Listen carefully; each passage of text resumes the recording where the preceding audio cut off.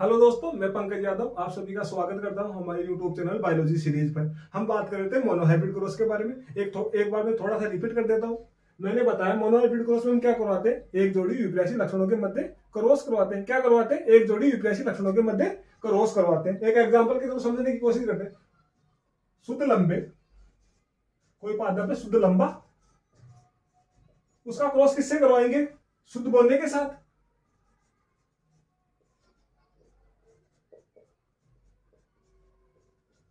शुद्ध लंबे पादप का क्रॉस किससे करवाएंगे? शुद्ध बोलने के साथ। अगर बात करें लंबे पादप का जीनोटाइप क्या हो जाएगा? Capital T. और शुद्ध बोलने का क्या हो जाएगा जीनोटाइप? Small T. ये क्या है? दोनों जनक है। और जब ये क्रॉस करेंगे तो सबसे पहले क्या बनेंगे? युग्मक बनेंगे। युग्मक। और इस लंबे पादप से किस प्रकार का युग्मक बनेगा? कैपिटल टी प्रकार का युग्मक बनेगा। और इस बोले पादप से स्मॉल टी प्रकार का युग्मक बनेगा। और ये युग्मक मिलकर क्या बनाएंगे? एक पादप बनाएंगे। इन युग्मकों का संयोजन होगा, ये पादप बनाएंगे। वो कैसा बनाएंगे? लंबा पादप। लंबा। और जो ये संतति प्राप्त, ये कौन सी हो जाएगी? ये हमारे को F1 संतति प्राप्त हो गई। जब हम F1 पीडी से F2 पीडी प्राप्त करते हैं तो क्या करवाते हैं? स्वपरागण करवाते हैं। F1 पीडी से F2 पीडी प्राप्त करने के लिए क्या करवाते हैं? स्वपरागण या सेल्फ पोलिनेशन। जब इसका स्वपरागण करवाएंगे इस लंबे पादप का, तो कितने प्रकार के युग्मक बनेंगे? दो प्रकार के। एक तो होगा कैपिटल टी और दूसरा कौन सा होगा? Small T. ठीक है। F2 पीडी का जीनोटाइप और फिनोटाइप पता करने के लिए हम क्या करवाते हैं? चेकरबोर्ड विधि का उपयोग करते हैं। F1 पीडी का जीनोटाइप और फिनोटाइप पता करने के लिए हम क्या करते हैं? चेकरबोर्ड विधि का उपयोग करते हैं। कौन सी विधि का? चेकरबोर्ड विधि का। चेकरबोर्ड विधि ये किसने दी थी? ये पुनेट ने दी थी। चेकरबोर्ड विधि किसने दी थी? पुनेट ने दी थी। चेकरबोर्ड बना लेते हैं एक बार। ठीक है। अब यहां पर क्या करेंगे? ये दोनों युग्मक उतारेंगे। तो यहां पर कौन सा आ जाएगा? Capital T. और यहां पर कौन सा आ जाएगा? Small T. ठीक है। और अब यहां पर कौन सा युग्मक आएगा? कैपिटल टी यहां पर आ जाएगा एक बार, और स्मॉल टी। ठीक है। अब देखो, कैपिटल टी और कैपिटल टी युग्मक मिलकर क्या बनाएंगे? एक शुद्ध लंबे पादप का निर्माण करेंगे। शुद्ध लंबे पादप का। और कैपिटल टी और स्मॉल टी मिलकर क्या करेंगे? एक अशुद्ध लंबे पादप का निर्माण करेंगे। ठीक है। और स्मॉल टी और कैपिटल टी मिलकर क्या करेंगे? एक अशुद्ध लंबे पादप का निर्माण करेंगे। और स्मॉल टी मिलकर क्या करेंगे? शुद्ध बोने पादप का निर्माण करेंगे।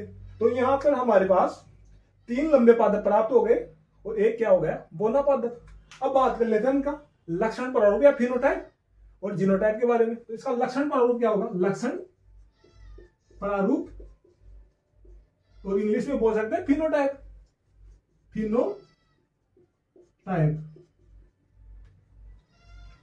अब यहां पर देखो कितने पादप लंबे हैं हमारे पास? 1 2 3 लंबे हैं और एक बोना। तो लंबे पादप कितने हैं? 3 है। 3 अनुपात। और बोने पादप कितने हैं? 1 है। तो लक्षण प्रारूप क्या हो गया? 3:1 हो गया। अब बात कर ले जीन प्रारूप या जीनोटाइप। अब यहां पर देख के बताओ हमारे पास शुद्ध लंबे पादप कितने हैं? शुद्ध लंबा एक तो ये हो गया। ये क्या है? अशुद्ध लंबा। ये भी अशुद्ध लंबा। और ये क्या है? शुद्ध बोना। तो शुद्ध लंबे कितने हैं? 1 है। 1 उतार दो, 1 अनुपात। अब अशुद्ध लंबे कितने हैं? 2 है।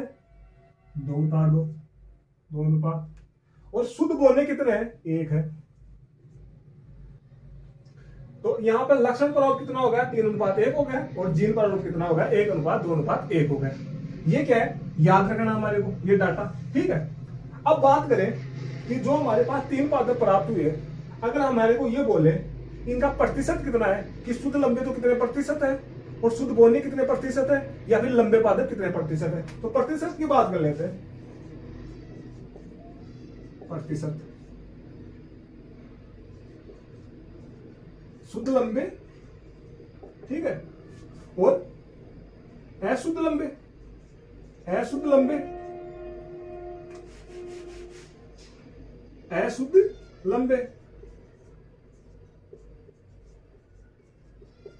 और कौन से शुद्ध बोने, शुद्ध बोने। अब देख लेते हैं कितने प्रतिशत है। तो शुद्ध लंबे कितने हैं, टोटल पादप हमारे पास कितने हैं, 4 है, ठीक है, 4 पादप हमारे पास टोटल है। और इनमें से शुद्ध लंबा कितना है, 1 है। तो शुद्ध लंबे की बात करें 1, टोटल कितने हैं, 4 है, ठीक है। प्रतिशत ज्ञात करने के लिए हम क्या करते हैं, 100 से गुणा करते हैं, 100 से गुणा कर देते हैं, ठीक है। अब इसको 4 से डिवाइड करेंगे तो कितनी बार डिवाइड होगा, ये 25 बार। तो हमारे पास 25 तो क्या है, शुद्ध लंबे पादप हो गए। अब बात कर लेते हैं अशुद्ध लंबे पादपों की संख्या।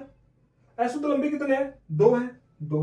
टोटल पादप कितने हैं हमारे पास, 4 है, ठीक है, 4। और प्रतिशत ज्ञात करने के लिए हम क्या करते हैं, 100 से गुणा करते हैं, 100 से गुणा कर देते हैं। अब क्या करेंगे, इस 4 से इसको डिवाइड करेंगे, कितनी बार हो गया, 25 बार। और 25 को 2 से गुणा करेंगे तो कितना हो जाएगा, 50। तो हमारे पास अशुद्ध लंबे पादप कितने हो गए, 50%, ठीक है। अब बात करें शुद्ध बोने पादपों की कि शुद्ध बोने पादप कितने प्रतिशत है। शुद्ध बोने कितने हैं, 1 है, ठीक है। टोटल पादप कितने हैं, 4 है। प्रतिशत ज्ञात करने के लिए हम क्या करते हैं, 100 से गुणा करते हैं, 100 से गुणा कर देते हैं, डिवाइड किया 25 बार, 25%। तो हमारे को यह पता चल गया शुद्ध लंबे पादप कितने प्रतिशत होंगे, 25%, ठीक है। अशुद्ध लंबे 50% और शुद्ध बोने कितने हो जाएंगे, 25%। ये क्या है, डाटा याद रखना। अगर बात करें कि टोटल लंबे पादप कितने हैं, टोटल लंबे पादप कितने प्रतिशत है, अगर ये बोले कि टोटल लंबे पादप कितने प्रतिशत है, तो आपको पता है कि शुद्ध लंबे हैं 25% और अशुद्ध लंबे कितने हैं, 50%। तो लंबे पादप कितने हो गए, टोटल 75% क्या हो गए, लंबे पादप हो गए, ठीक है। ये याद रह जाएगा, ये प्रतिशत कितने प्रतिशत शुद्ध लंबे होंगे, कितने प्रतिशत शुद्ध बोने होंगे, ये डाटा याद रखना। अब एक इस डाटा से रिलेटेड मैं एक आपको एक क्वेश्चन दे रहा हूं, उस क्वेश्चन को समझने की कोशिश करना। आप अगर उस क्वेश्चन को समझ लेते हो तो ये मोनोहाइब्रिड क्रॉस आप कंप्लीट समझ लोगे। अब एक क्वेश्चन दे रहा हूं आपको, जब कोई क्वेश्चन है, जब शुद्ध लंबे व अशुद्ध लंबे जब शुद्ध लंबे व शुद्ध बोने पादपों के मध्य संकरण करवाया जाता है तो F2PD में एक 500 पादप, F2PD में 500 पादप प्राप्त होते हैं। तो लंबे व बोने पादपों का अनुपात होगा, बोने पादपों का अनुपात होगा। क्वेश्चन दिया है, क्वेश्चन बोल रहा है कि शुद्ध लंबे व शुद्ध बोने पादपों के मध्य हम क्रॉस करवाते हैं तो F2PD में टोटल पादप कितने प्राप्त हो रहे हैं, 500। तो वो बोल रहा है कि लंबे व बोने पादपों का अनुपात क्या होगा। अब इस क्वेश्चन को समझने की कोशिश करना आप। अभी मैंने बताया कि शुद्ध लंबे तो कितने परसेंट होंगे, शुद्ध लंबे 25% और अशुद्ध लंबे कितने होंगे, 50% और शुद्ध बोने कितने होंगे, 25%। तो ये यहाँ पर ये बोला है कि लंबे व बोने पादपों का, तो यहाँ पर इसने ये तो नहीं बोला है कि शुद्ध लंबे या अशुद्ध लंबे। तो हम क्या करेंगे कि 75% लंबे पादप प्राप्त हो रहे थे, हमारे पास टोटल कितने परसेंट पादप प्राप्त हो रहे थे, 75%। तो ये 500 है, ठीक है, 500।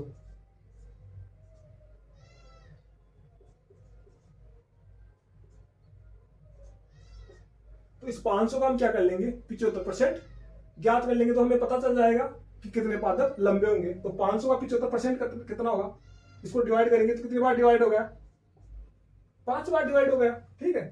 500 100 से कितनी बार डिवाइड हो गया, 5 बार। अब इसको हमको क्या करेंगे, इस 5 को क्या करेंगे, 75 से गुणा करेंगे, ठीक है। 5 को 5 से गुणा करेंगे 25, तो यहाँ पे क्या होता है 5, ठीक है।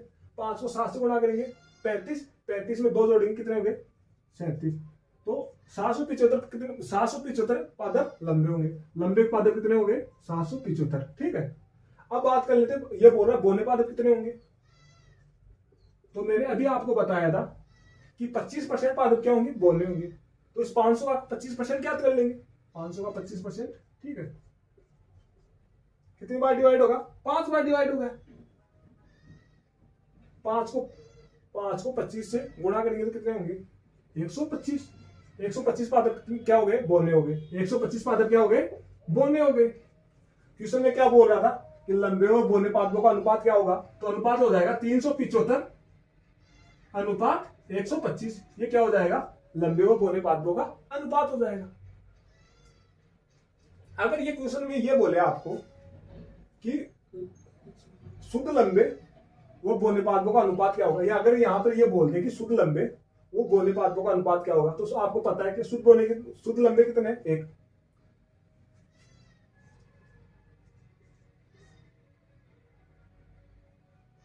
तो हम क्या कर लेंगे? 25% याद कर लेंगे 500 का। 500 का 25%। 25% तो क्या है? शुद्ध लंबे हैं, तो क्या कर लेंगे? 25% याद कर लेंगे। तो शुद्ध लंबे कितने हो गए? 125। क्वेश्चन समझ में आया?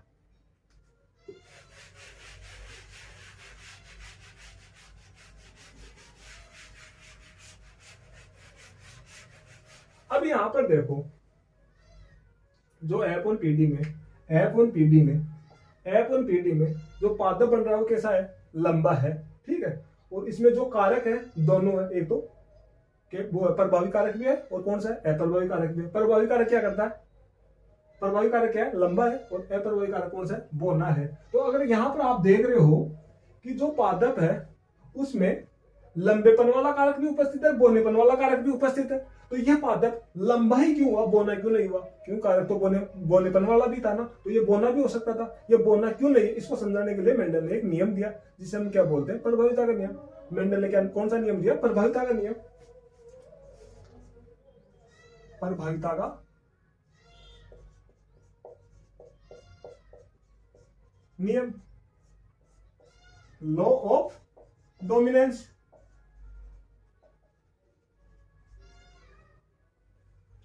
और मेंडल ने ये प्रभाविता का नियम दिया और कुछ बातें बताई। एक बार वो बातें जानने की कोशिश करते कि मेंडल ने क्या क्या बताया प्रभाविता का नियम। तो मेंडल ने बताया कि जो F1PD होगी, पहली बात क्या बताई मेंडल ने? जो F1PD होगी उसमें हमेशा क्या होगा? प्रभावी लक्षण अपना प्रभाव दर्शाएगा। यहाँ पर प्रभावी लक्षण कौन सा है? लंबा। अप्रभावी लक्षण कौन सा है? बोना। मेंडल ने क्या बताया? जो F1PD होगी उसमें प्रभावी लक्षण अपना प्रभाव दर्शाएगा। तो यहाँ पर प्रभावी कौन सा है? लंबा। तो ये प्रभावी लक्षण अपना प्रभाव दर्शाएगा, तो F1PD में पादप कैसे होंगे? लंबे होंगे। मेंडल ने क्या बताया? पहली बात बताई मेंडल ने कि F1PD में हमेशा प्रभावी लक्षण ही अपना प्रभाव दर्शाता है। क्या बताया मेंडल ने? F1PD में हमेशा प्रभावी लक्षण अपना प्रभाव दर्शाता है। प्रभावी लक्षण कौन सा है? लंबापन। तो F1PD में पादप कैसे होंगे? लंबे होंगे। दूसरी बात मेंडल ने क्या बताई? जो कारक, मेंडल ने बताया जो कारक F1PD में अपने प्रभाव दर्शाता है, जो कारक F1PD में प्रभाव दर्शाता है उसे हम क्या बोलते हैं? प्रभावी कारक। यहाँ पर कैपिटल T, स्मॉल t, ये क्या है? दो कारक है। ये दोनों कारक कहां पर उपस्थित है? F1PD में।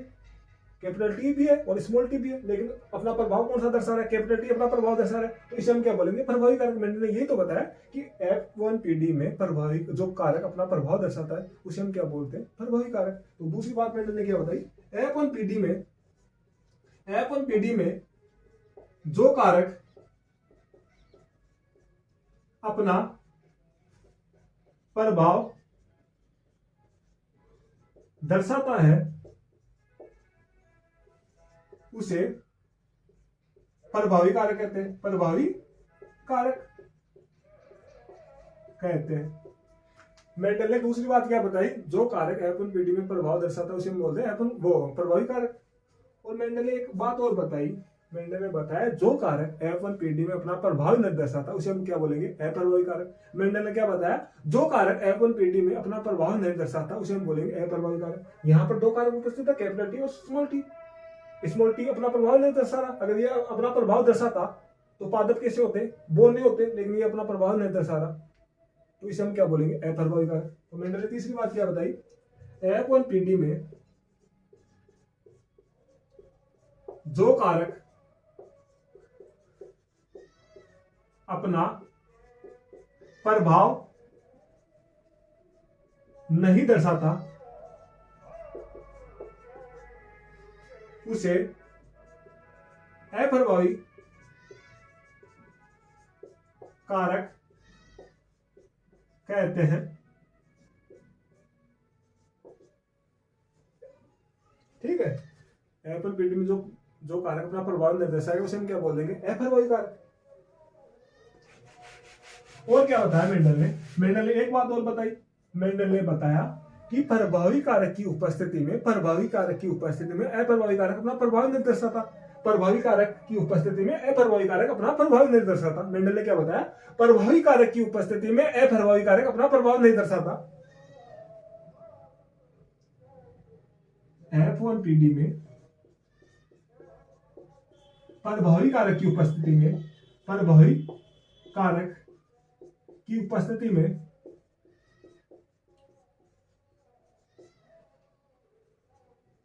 अप्रभावी कारक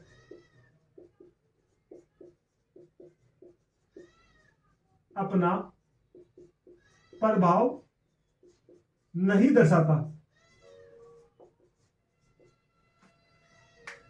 मेंडल ने चौथी बात क्या बताई, मेंडल ने बताई कि F1PD में प्रभावी कारक की उपस्थिति में अप्रभावी कारक अपना प्रभाव नहीं दर्शाता। ठीक है, यह प्रभाविता का नियम हो गया। अब कुछ प्रभाविता के नियम के क्या है, अपवाद है। प्रभाविता के नियम के कुछ अपवाद है, एक बार वो भी डिस्कस कर लेते हैं कि प्रभाविता के नियम के अपवाद कौन कौन से हैं।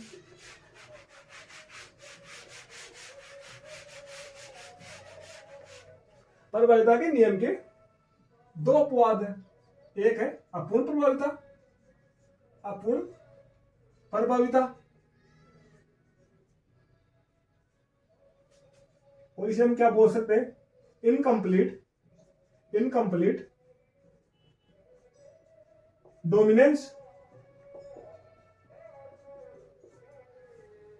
और दूसरा कौन सा है, सहप्रभाविता या इंग्लिश में बोल सकते हैं कोडोमिनेंस।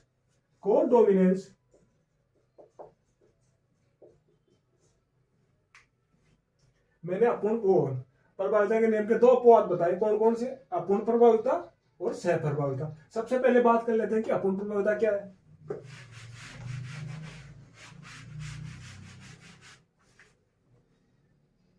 अपूर्ण प्रभाविता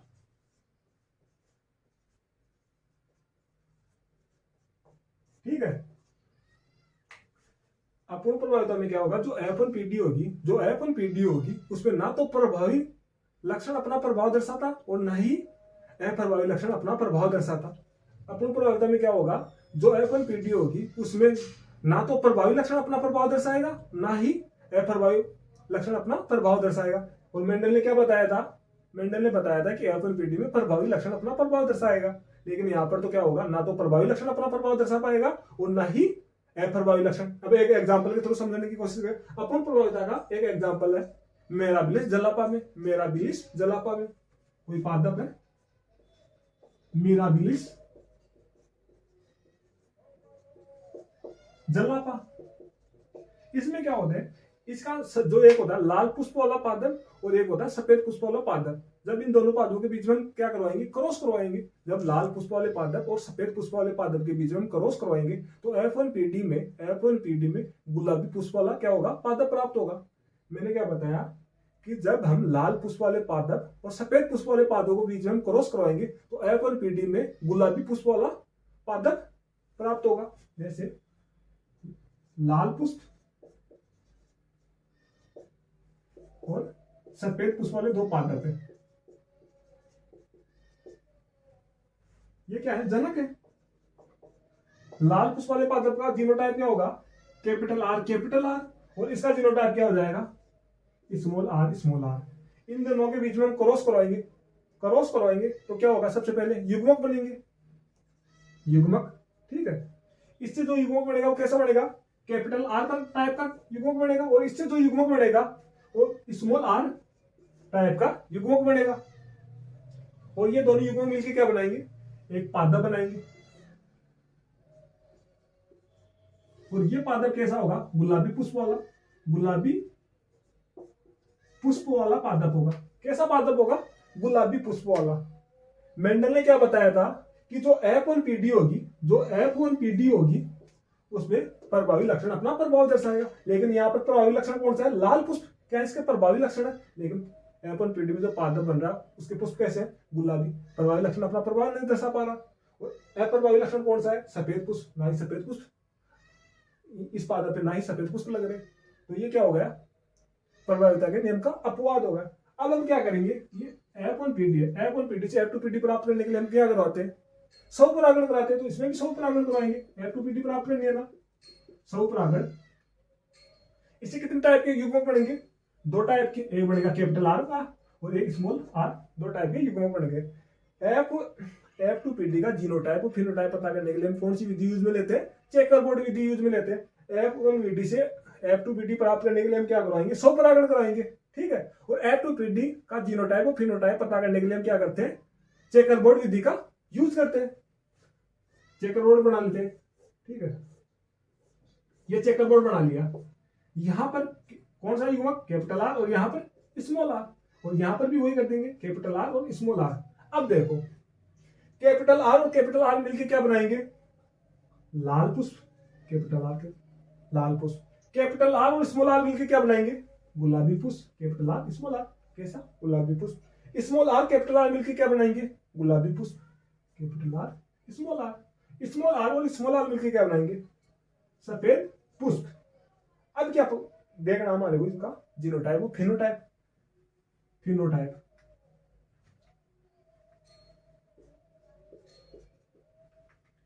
एक बार मैं रब कर देता हूं। फिनोटाइप,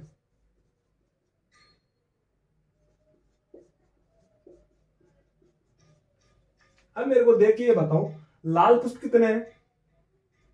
लाल एक है, ठीक है, एक। यहां पर अशुद्ध लाल नहीं होंगे। इसको देख के आपको क्या लग रहा है कि ये क्या है?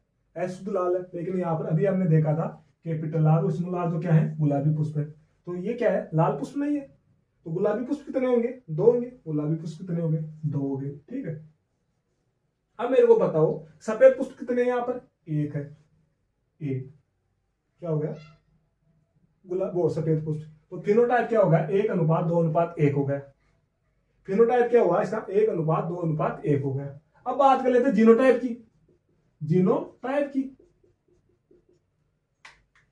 अब मेरे को देख के ये बताओ कि यहां पर शुद्ध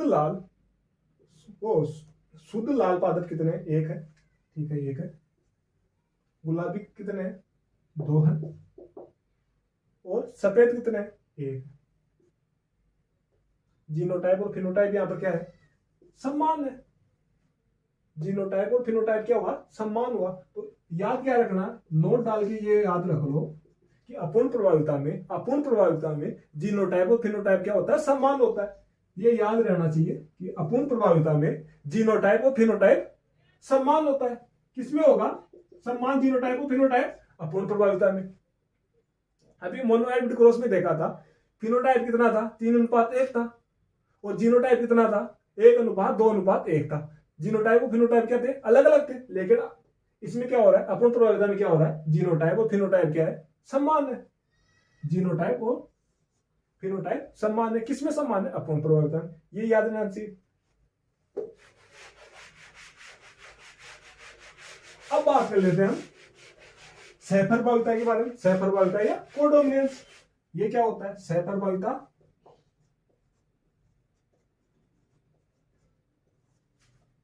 इंग्लिश में बोल सकते हैं कोडोमिनेंस।